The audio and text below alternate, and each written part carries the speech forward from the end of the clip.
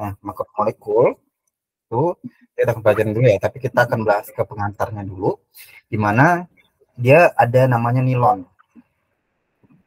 Nah, nilon itu merupakan satu jenis polimer sintetik yang diciptakan pada 1935 oleh Wallace Carol Dupont ya, gitu ya.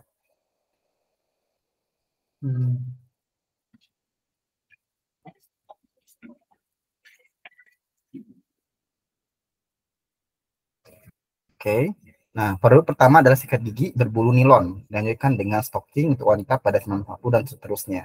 Jadi nilon itu termasuk ke dalam nanti sintetis ya, makromolekul dia. Oke. Nah, ini jenis-jenis polimer, nanti kamu belajar polimer juga. Kemudian kegunaan polimer, kemudian adanya karbohidrat, kemudian asam amino, dan lain-lain. Ya. Yang pertama kita bahas polimer dulu, makromolekul dan polimer. Jadi polimer itu merupakan senyawa. Namanya juga makromolekul, berarti yang besar ya, molekul besar. Gitu. Polimer merupakan senyawa yang mempunyai massa molekul yang besar dan terdiri dari gabungan molekul-molekul kecil yang disebut dengan monomer. Ya. Polimer itu dari monomer. Oke. Kemudian selain itu juga ya, proses penggabungan monomer-monomer membentuk suatu polimer disebut dengan polimerisasi. Ya, itu ya. Jadi penggabungan itu namanya polimerisasi.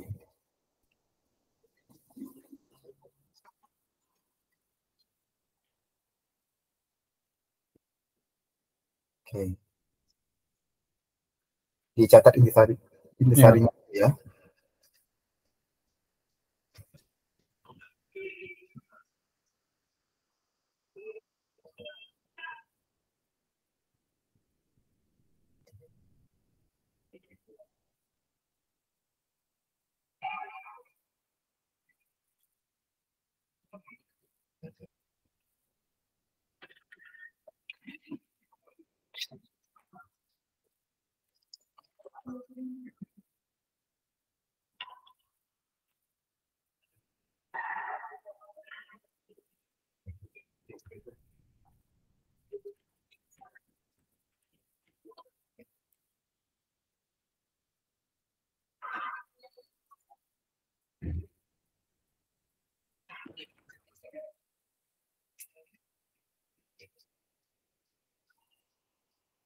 Kak, jadi makromolekul tuh sama dengan polimer.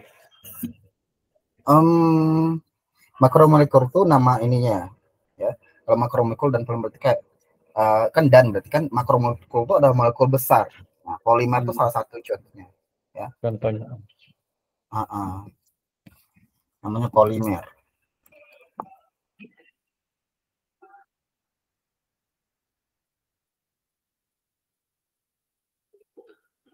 Oke.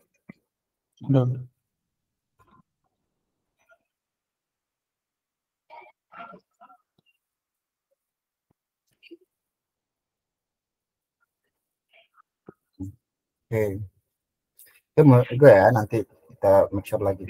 Nah, makromolekul dan polimer. Jadi jenis-jenis polimer itu ada namanya berdasarkan monomernya ya. Ada namanya copolimer.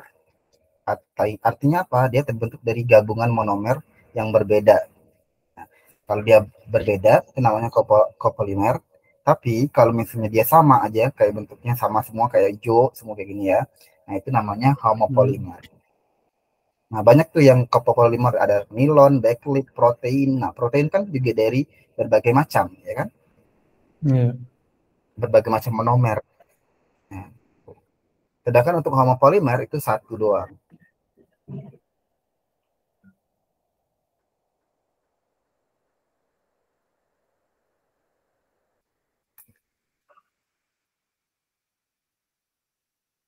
Oke? Nggak gitu.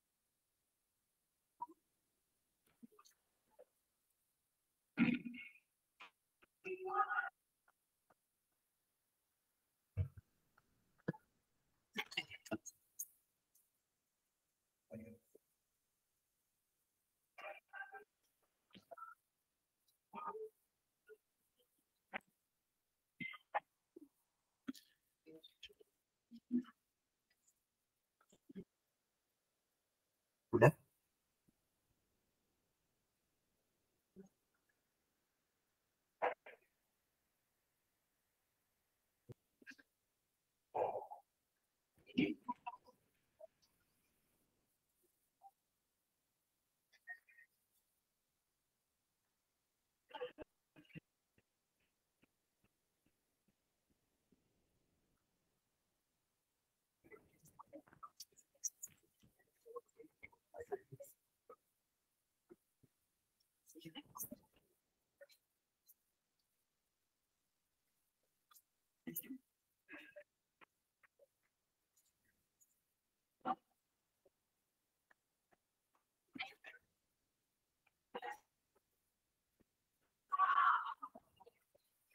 Udah ya?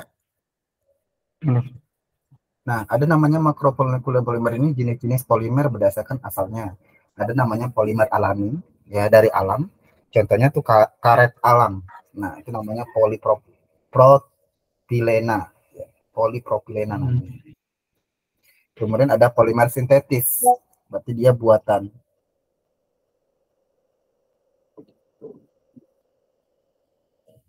Ya. Nah, ini ada polimer PVC, polyvinyl klorida namanya dia. Pernah dengar kata PVC? PVC. Nggak pernah. Belum pernah. Gak benar ya? Gue belum pernah ya.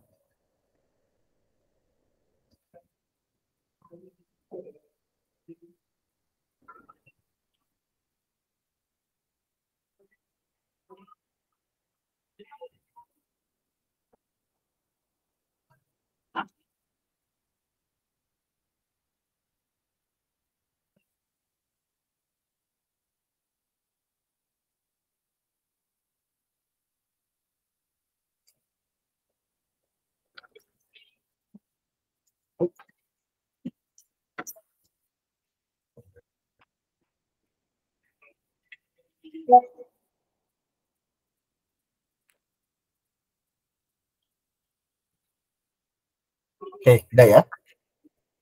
Nah, ada macam-macam, kamu bisa screenshot aja kegunaan polimer itu, kayak ada polietilen digunakan untuk plastik pembungkus, kayak ember, panci, nah pembungkus makanan dan kantong plastik itu biasanya pakai polietena.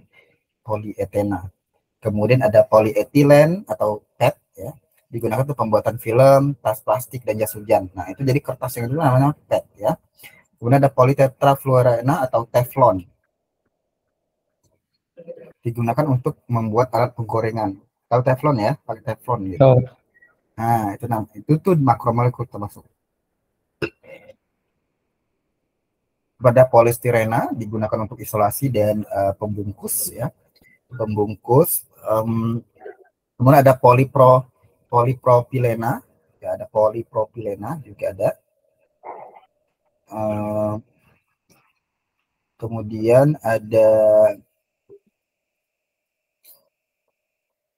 polivinyl klorida untuk pipa dan karet.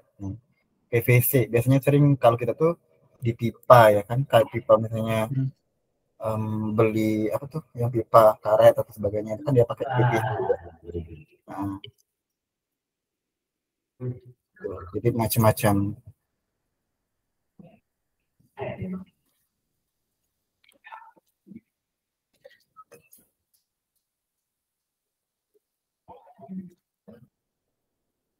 Oke. Benar. Kemudian ada plastik nilon, ada sutra. Nah, sutra juga masuk nih.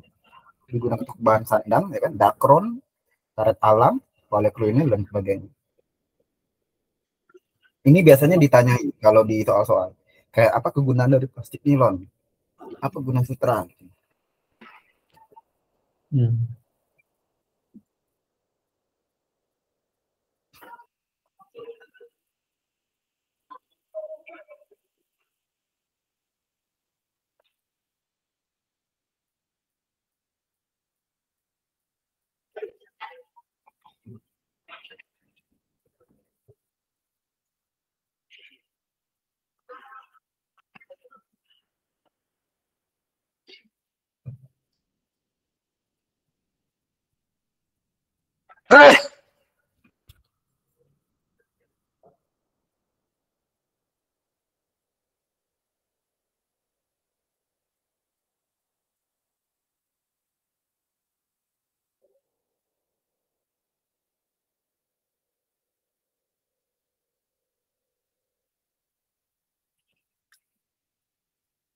Oke, udah belum?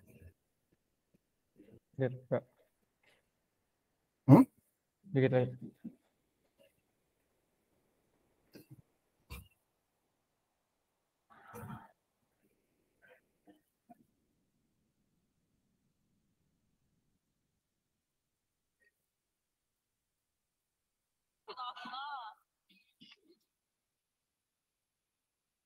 Sudah, Kak.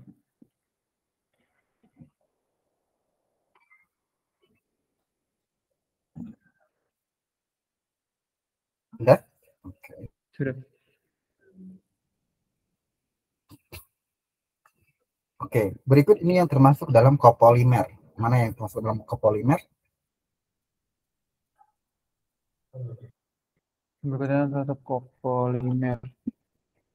Copolimer itu Mungkin, berarti Kak. dia polimernya nggak satu jenis, tapi berbagai macam jenis monomer.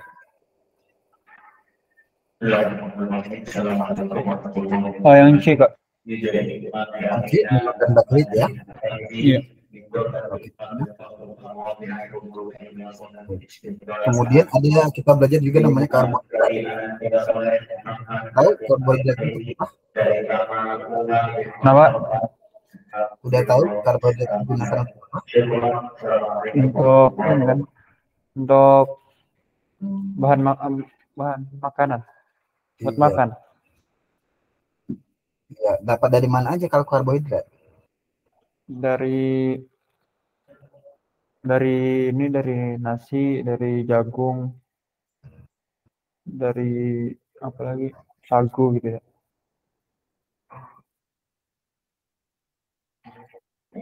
Dari jagung. Oh ya, macam-macam ya, berarti ya.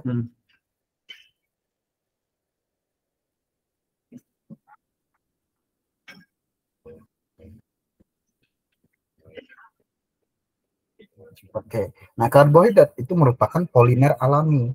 Dia merupakan polimer alami.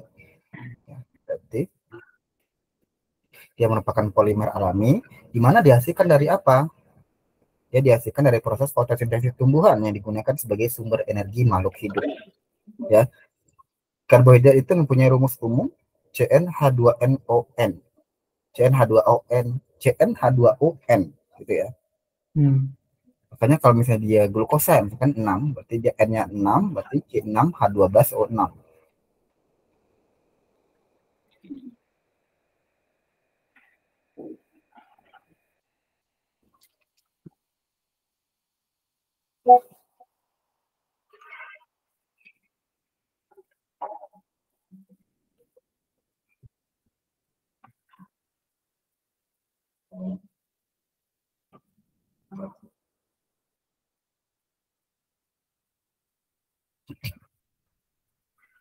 Oke. Nah, ini fotosintesis juga di situ kan ya. Dimana dia karbohidrat itu dari apa? Dari karbon dioksida dengan air.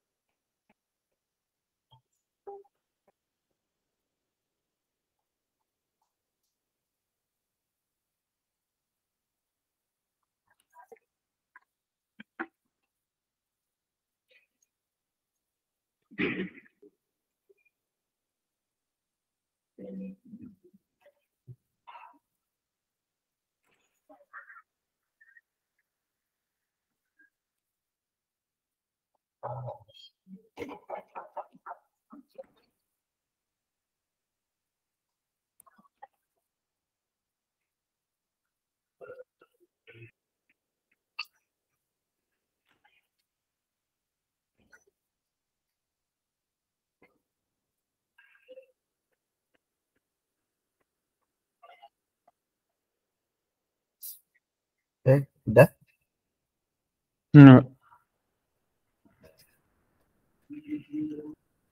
Oke. Ada jenis-jenis karbohidrat. Nah, jenis karbohidrat itu ada namanya monosakarida, dia disakarida, dan juga ada polisakarida. Nah, monosakarida itu berarti dia gula yang paling sederhana yang tidak dapat diuraikan lagi melalui hidrolisis. Sedangkan kalau disakarida itu gabungan dari dua buah monosakarida yang masih dapat dihidrolisis menjadi molekul yang lebih sederhana. Lalu ada juga namanya disakarida, ya. Ada juga namanya disakarida. Nah, disakarida itu dia juga polisakarida itu gabungan dari ratusan atau ribuan monosakarida. Banyak banget.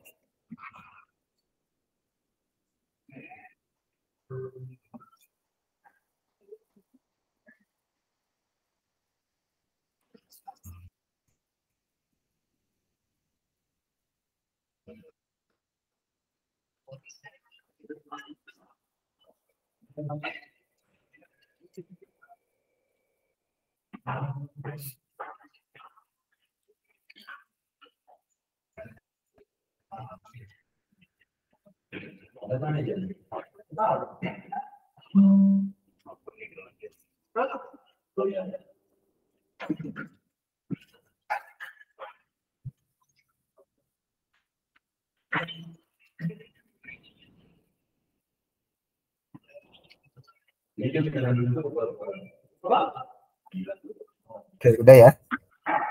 Gitu kan.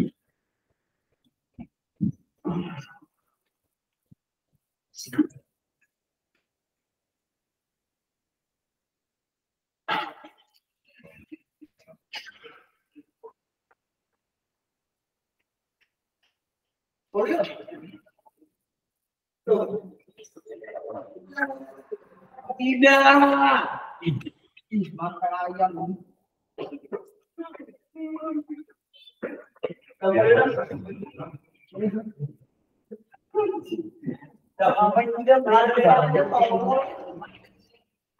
Udah Kak. Oke. Nah, monosakarida itu namanya bukan gugus fungsi ya, itu namanya aldosa. Aldosa dan aldosa berarti dia mengandung fungsi aldehid.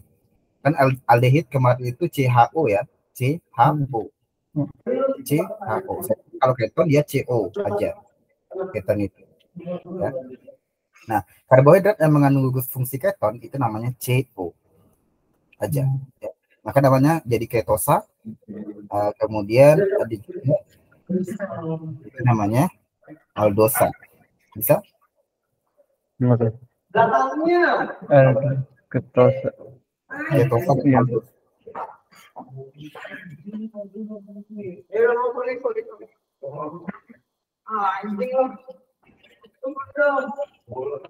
Aduh, ada itu don.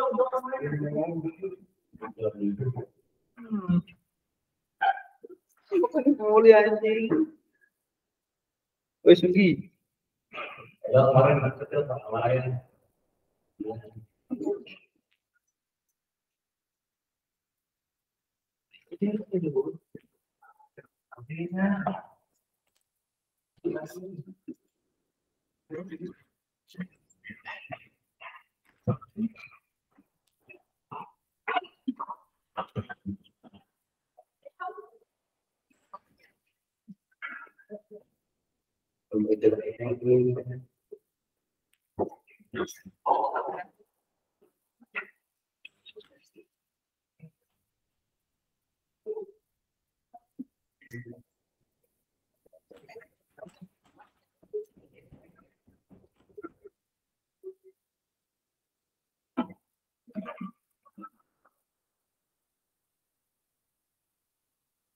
Udah?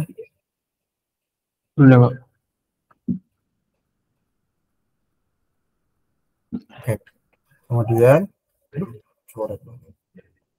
ada namanya disakarida itu maltosa. Gabungan dari glukosa dan glukosa, ya maltosa, melalui reaksi kondensasi,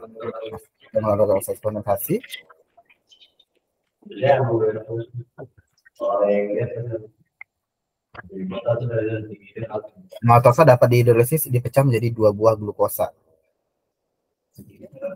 Ya.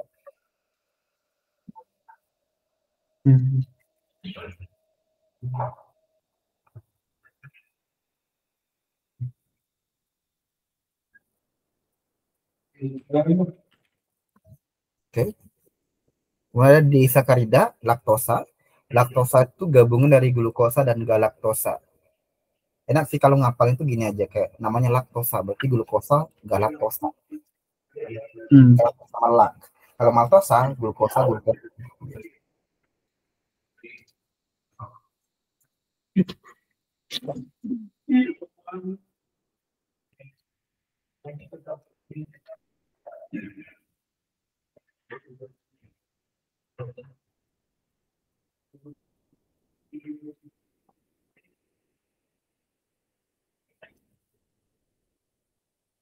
Oke, udah ya. Kemudian disakarida, berarti dia yang termasuk ke dalam disakarida itu kan ada aldehyde ya, tapi kalau ini disakarida itu ada maltosa, kan dia ada gabungan dari 2 monomer ya, jadi dia glukosa sama glukosa. Kalau laktosa itu glukosa dan galaktosa. Nah, untuk disakarida ada namanya sukrosa. Nah, sukrosa kan dari suk gitu kan, jadi dia dari glukosa.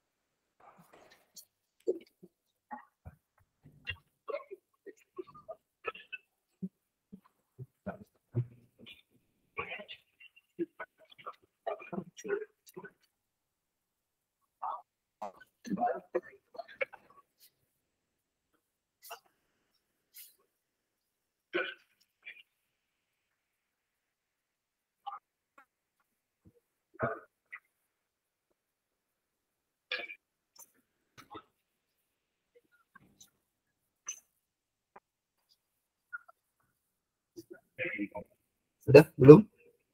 Sudah, Pak. Nah, ada polisakarida. Kalau polisakarida itu banyak banget ya. Ada dia selulosa, ya, atau amilum, pati itu dari amilosa dan amilopektin, ya. Sumber selulosa itu dari tumbuhan, ya. Sumber selulosa dari tumbuhan. Kemudian dia juga kalau amilosa itu tumbuhan juga, amilopektin jadi tumbuhan. Dia cabangnya tidak ada. Kalau amilopektin ada, ya dia cabang terdiri dari 20 monosakarida, itu banyak banget. Makanya kayak bentuknya kayak gini. Orang udah melambangkannya ya. Nah, ini bentuk dari amilosa, amilopektin dan glikogen. Nah, kalau glikogen itu dari hewan. Ya ada tiap cabang terdiri dari 10 monosakarida. Nah, kenapa orang tersebut udah bayang bulat-bulat kayak gini? Karena udah kan namanya polimer ya. Hmm.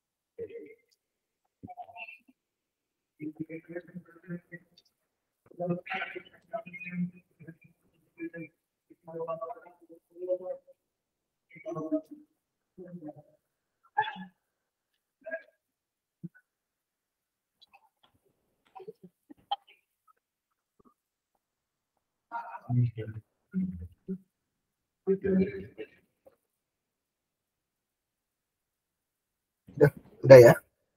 Nah, Nah, uji identitas karbohidrat itu banyak banget. Ada namanya uji Molish. Ya. Kalau uji Molish itu dia senyawa karbohidrat itu bakal teruji dengan uji Molish. Dia menghasilkan cincin merah biru. Nanti kalau dari soal bilang jika suatu senyawa karbohidrat diuji dengan Molish dengan menghasilkan cincin warna merah ungu, itu masih bisa belum ini, masih belum kayak ini apa sih sebenarnya? Nah, tapi dengan uji-uji yang lain kita akan ketahuan. Misalnya, uji Fehling itu gula produksi gula yang mengandung gugus aldehid dan keton bebas. Biasanya dia monosakarida atau laktosa dan maltosa. Nanti kalau uji molisnya dia cincin warna biru, kemudian endapan merah bata, udah curiga, oh ternyata dia laktosa, kalau enggak maltosa, kalau enggak monosakarida. Begitupun juga dengan uji Tolems ya. Dia menghasilkan cermin perak dan misal itu dia sebagai kalau diuji itu dia ada mengandung gugus aldehid dan ketonnya. Ya. Dia bisa monosakarida dan juga laktosa maltosa. Nah, kalau uji iodin itu hanya untuk menguji amilum, glikogen, dan glukosa. Dan setiap ini warnanya beda-beda. Kalau ternyata misalnya senyawa karbohidrat ini diuji dengan uji iodin menghasilkan warna coklat, berarti selulosa. Kemudian ada uji selionat atau gula ketosa, itu menghasilkan larutan warna merah. Ada uji Barfoot monosakarida menghasilkan warna orange.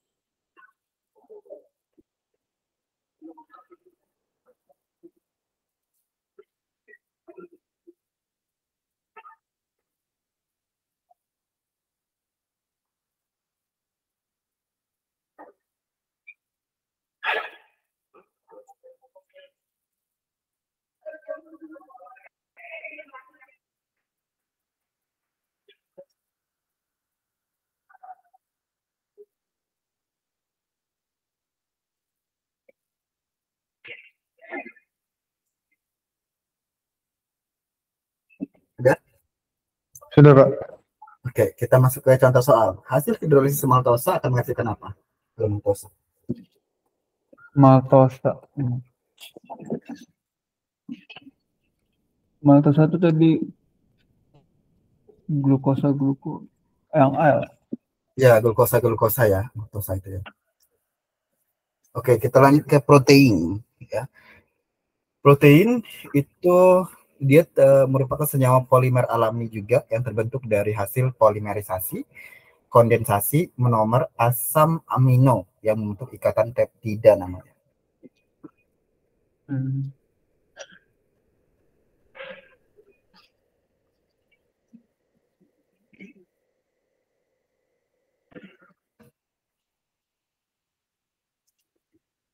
Oke, kemudian untuk protein itu dia namanya reaksi polimerisasi protein. Dia itu kan menggabungkan antara asam amino satu dengan asam amino yang lain.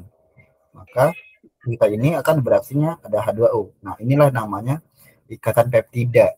Adanya ikatan antara C dengan N-nya sesama ini. Kan? Ini ikatan peptida.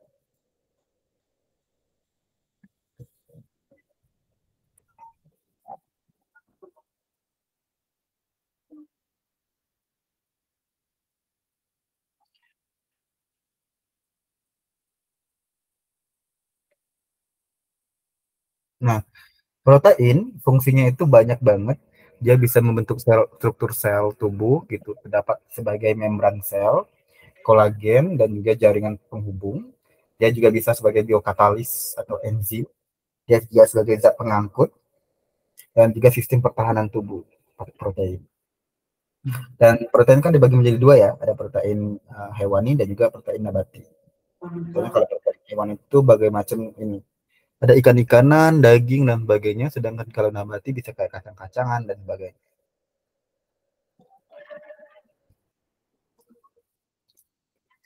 Nah, protein itu merupakan senyawa polimer alami yang terbentuk dari hasil polimerisasi, kondensasi monomer asam amino yang membentuk ikatan peptida, sehingga sering juga disebut dengan polipeptida namanya. Kan banyak nih ikatan peptidanya, N dengan H, N dengan H, N dengan H, gitu kan. Jadi ikat nama, makanya dia namanya polipeptida.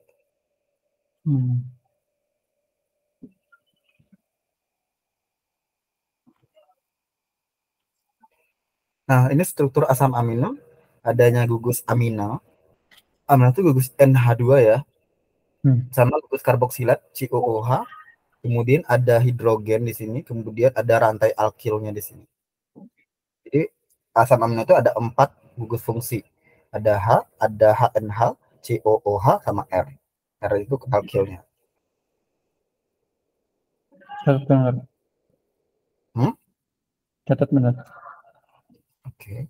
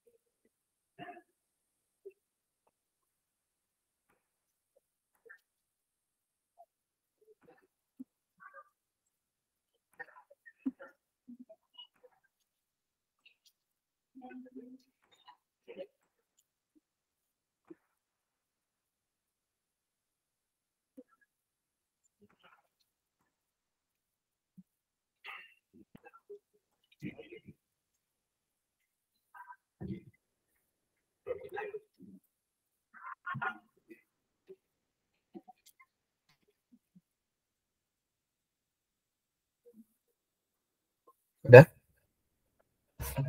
Udah.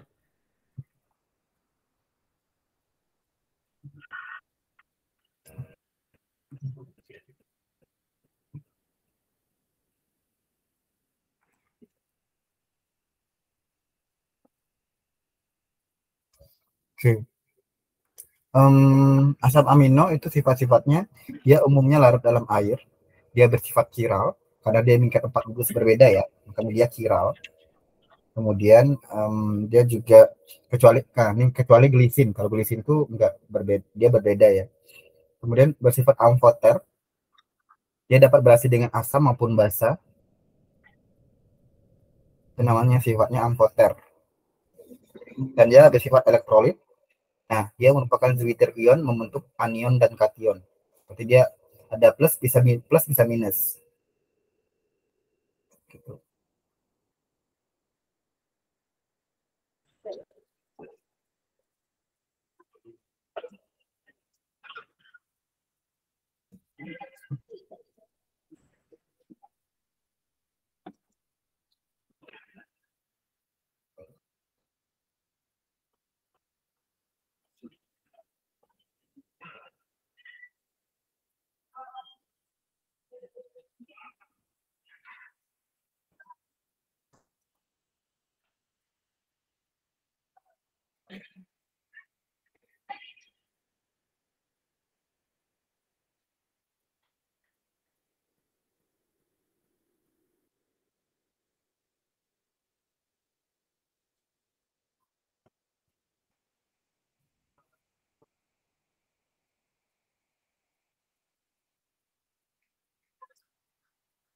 Udah?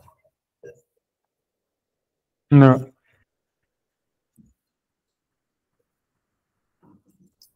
Nah, ini macam-macam asam amino. Itu ada valin, leusin, isolin, glisin, dan sebagainya. Nah, ada asam amino esensial dan asam amino non esensial.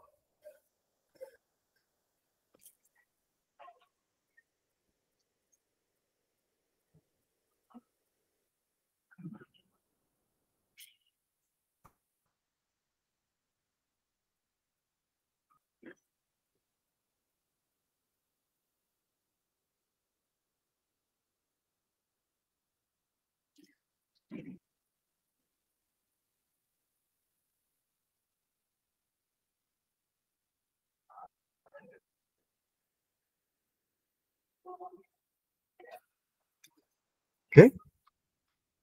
Nah, sama kayak tadi karbohidrat, untuk uji identifikasi protein itu bisa ada namanya uji Biuret. Yang namanya protein itu kalau karbohidrat itu namanya uji Molis, kalau protein namanya uji Biuret. Gimana? Kalau uji Biuret itu dia menghasilkan warna ungu, ya. Nah, kemudian ada namanya santoproteat. Kalau dia identifikasi santoproteat, dia asam amino yang mengandung inti benzena itu adalah fenilalanin, trirosin, ya, tirosin sama triptofan. Nah, dia menghasilkan warna kuning. Nah, kalau dia adanya gugus PB asetat di dalamnya, maka asam amino itu mengandung belerang berarti. Dia menghasilkan endapan hitam. Nah, kalau dia milon, asam amino yang mengandung fenol. Nah, dia menghasilkan endapan putih yang berubah merah. Dan yang terakhir ada denaturasi senyawanya protein, itu bentuk gumpalan. Catat benar. Bagaimana? Catat benar.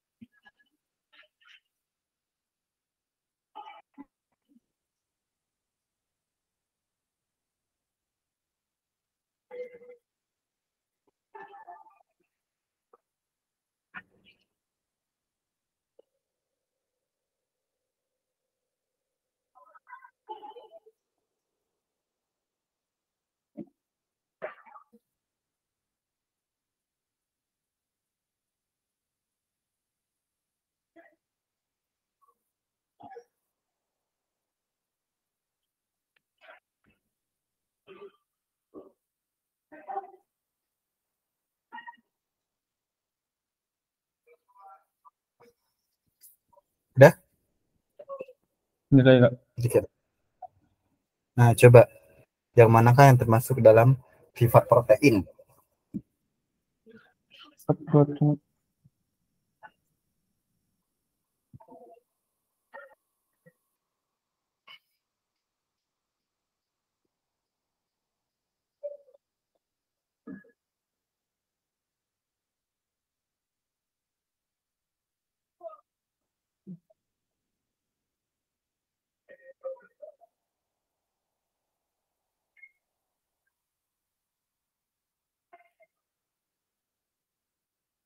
Yang C Kak.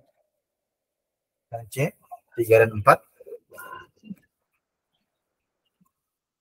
Ya, benar. Ada namanya lipid. Tahu nggak lipid itu apa?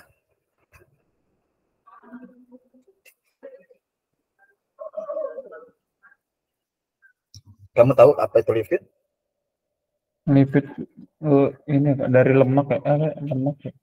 Ya, lemak. Lipid itu lemak ya. Lemak dan minyak dia. Nah, lemak atau minyak itu adalah ester dari gliserol dengan asam-asam karboksilat suhu tinggi yang disebut dengan asam lemak. Nah, pada lemak, satu molekul gliserol itu mengikat 3 molekul asam lemak.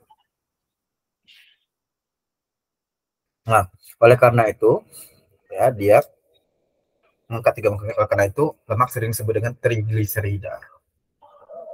Lemak itu digunakan buat apa? Pertama, dia sumber energi juga yang melahirkan vitamin A, D, E, dan K. Kita singkat dengan AD aja bisa. Dia juga bisa melindungi organ-organ vital, dia transport air, ion dari dan keluarnya.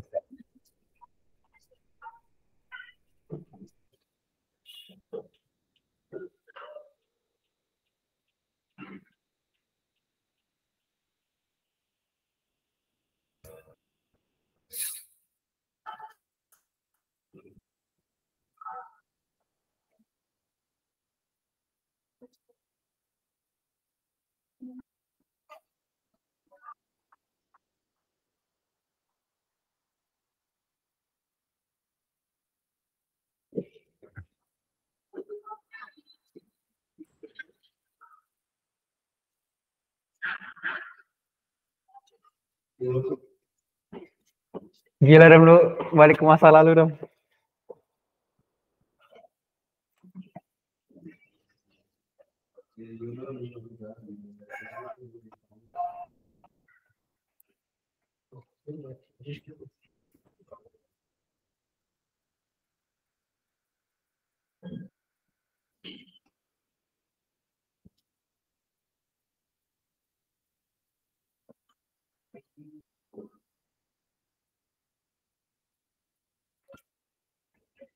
Kamu kelas 12 SMA kan ya?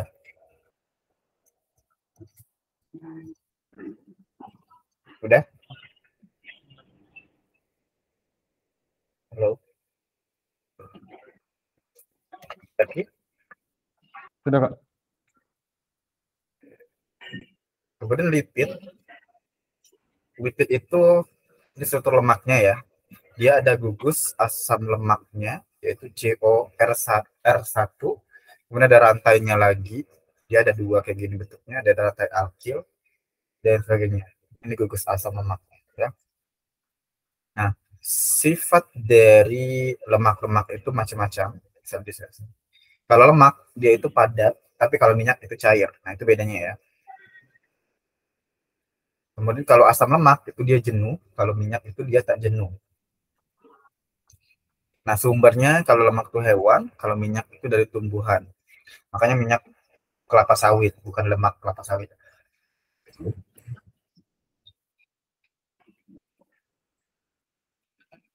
Lalu ada titik lelehnya untuk lemak itu tinggi, tapi kalau minyak itu rendah. Dan dia reaktivitasnya dia tidak mudah tenik, tapi kalau minyak dia mudah tenik. Kemudian ada ikatan van der Waals-nya, kalau di lemak itu dia kuat, tapi kalau di minyak itu lemah. Itu sih perbedaan.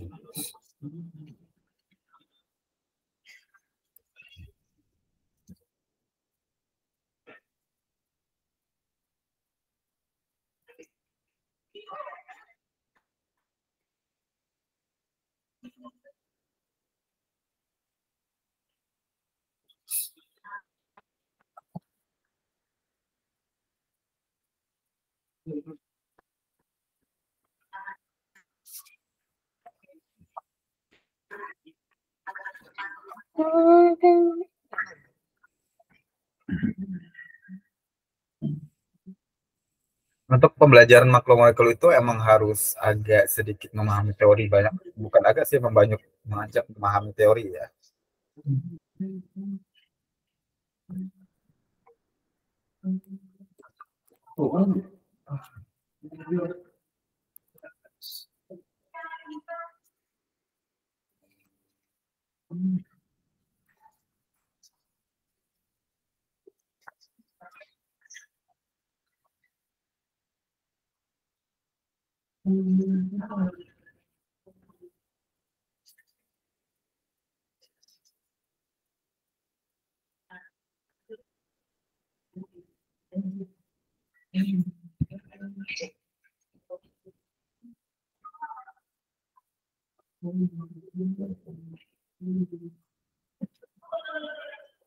Udah belum? Gitu ya.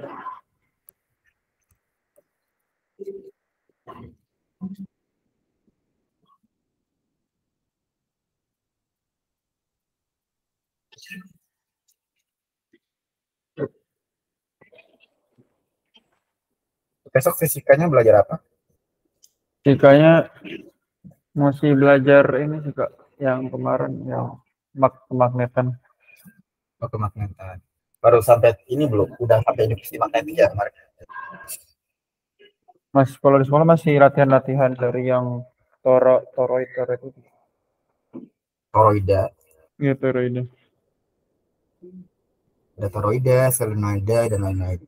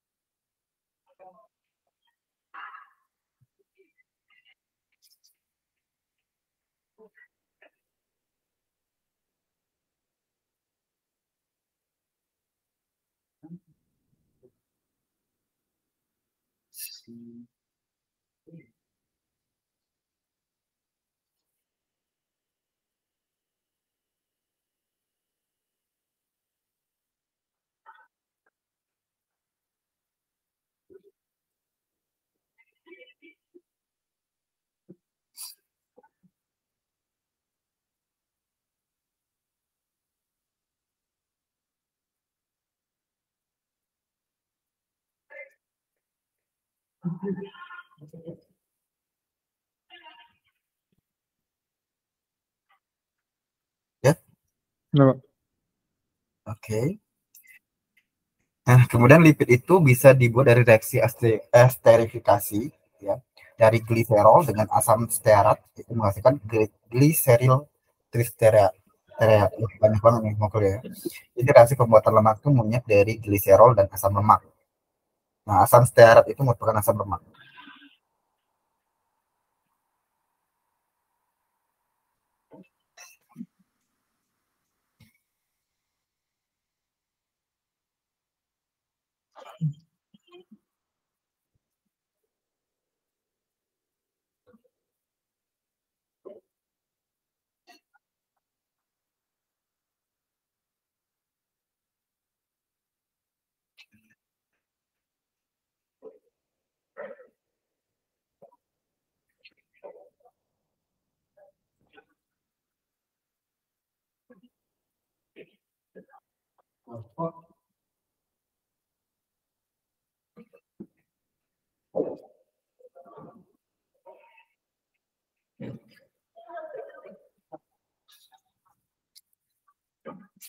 Lipid, lipid itu reaksi hidrolisisnya ya juga bisa reaksi penguraian lemak atau minyak menjadi dia gliserol dan asam lemak.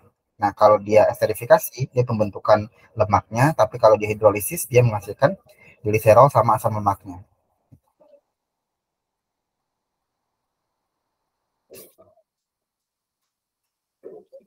Oke, lipid itu juga buat namanya reaksi saponifikasi atau kita sebut dengan reaksi penyabunan. Ya. Nah, reaksi pembuatan sabun atau disebut dengan reaksi penyabunan itu kita sabun itu terbuat dari lemak, ya, dari gliseril. Misalnya contohnya ya, gliseril tripalmitat kita tambahkan dengan 3 NaOH, maka dia menjadi Na-palmitat atau sabun dan gliserol.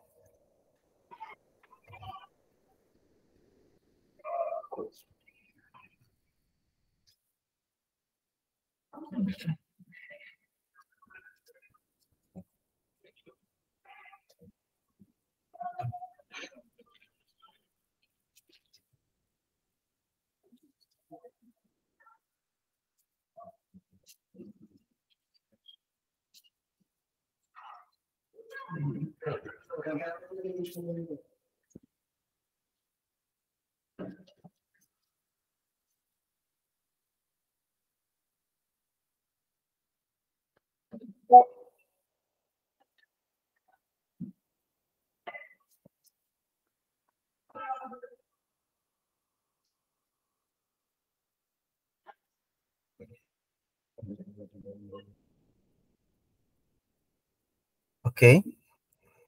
Nah, lipid itu juga ada namanya reaksi hidrogenasi, di mana reaksi pemutusan ikatan rangkap atau reaksi adisi lah bahasanya ya, oleh hidrogen. Contohnya minyak cair ditambah dengan 3H2, tapi dengan syarat harus katalisnya nikel dengan suhu 175 derajat Celcius dan tekanan 5 atm, maka dia menghasilkan margarin. Nah, ini pembuatan margarin itu sendiri. Jadi margarin itu dibuat dari minyak cair. Ya.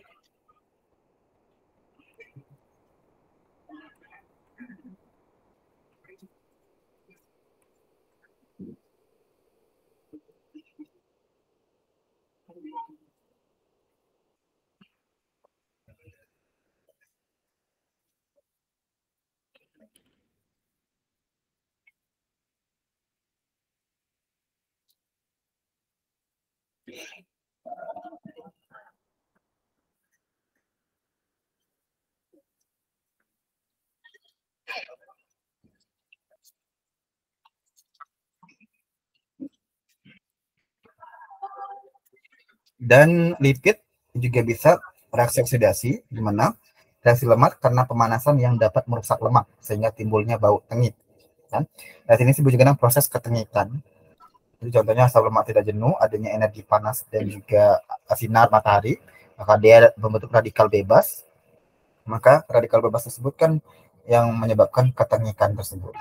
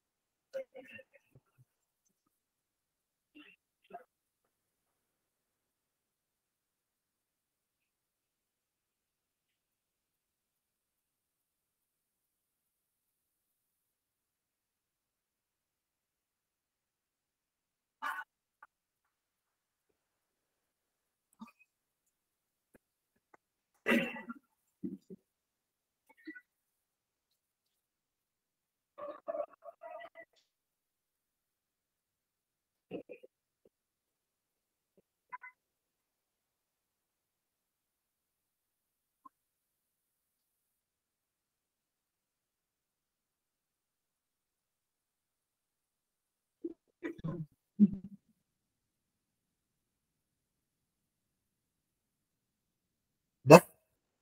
Oke, kita coba ya. Reaksi berikutnya menghasilkan trigliserida yang mana?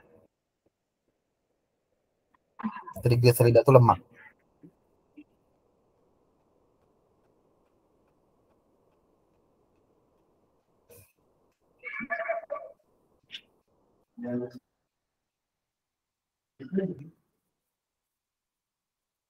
Triglyceride.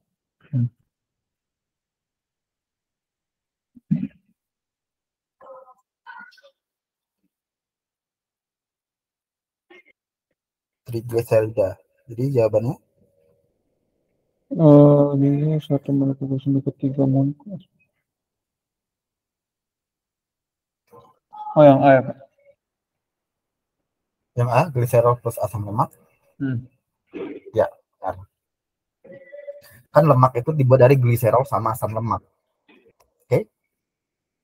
Nah, itu sih untuk hari ini. Rekomendasi G2-nya juga ada, ya kan? Mungkin bisa screenshot aja nih biar cepet gitu, kayak oh ada polimer itu macam-macamnya, ada alami, ada buatan dan sebagainya.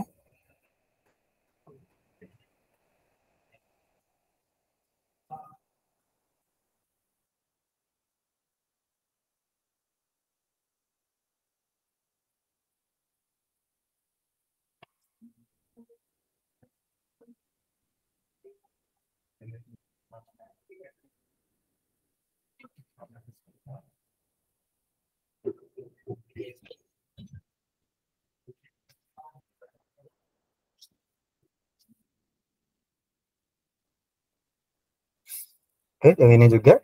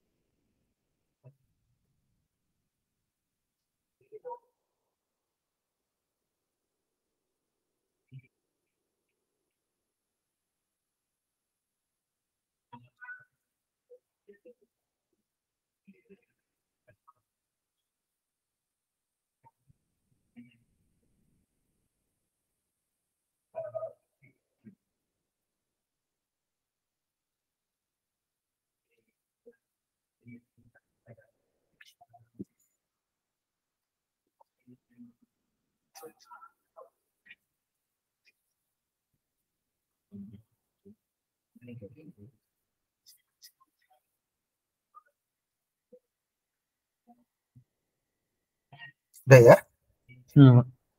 Oke, that's it Jaki untuk ini ya. Paling ini belajarnya banyak untuk kita struktur monomer teflon, yang lain-lain itu. Nah itu tuh sebenarnya kamu harus banyak ini sih, banyak-banyak membaca juga, sama sering-sering inget ini, oh ini nih teflon dan sebagainya. Oke? Baik, ya. Ya, teorinya udah lumayan ya, besok diperdalam lagi. Ada yang tanyakan sejauh ini? Enggak ada, Kak. Ada ya. Oke, besok kita dimulai lagi